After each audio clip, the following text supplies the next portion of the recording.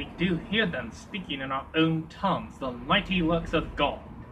So said the great gathering of believers in Jerusalem from all over the world, come to celebrate the Pentecost, the 50th day after the Passover, when the first fruits of the corn harvest were offered in the temple.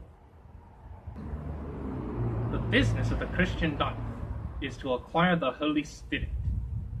This is not done by giving ourselves airs, putting on a special voice, and speaking in an artificial spiritual manner.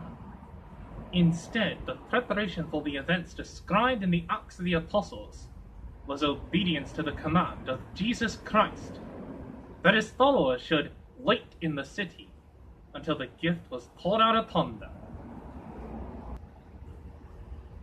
Waiting in the city means laying ourselves open to receive the gifts of God by attentive and expectant love, and being educated by silence and stillness, and by prayer, which is tuning in to the wavelength of the Holy Spirit.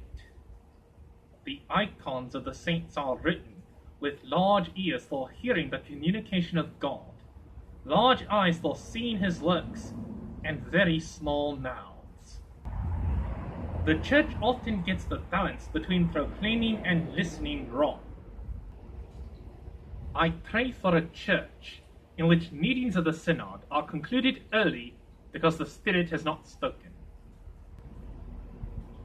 I returned last week from a pilgrimage to our partner church in Berlin, where there was also a great gathering of Christians from all over the world.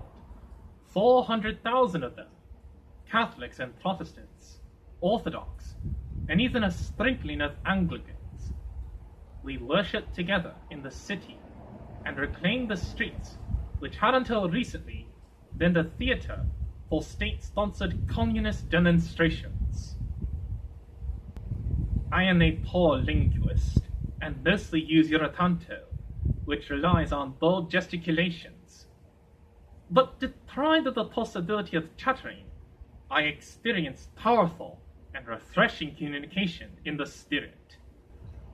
The Spirit opens up a channel of communication, heart to heart, subject to subject, and this brings joy. You didn't have to know German to understand what was being communicated.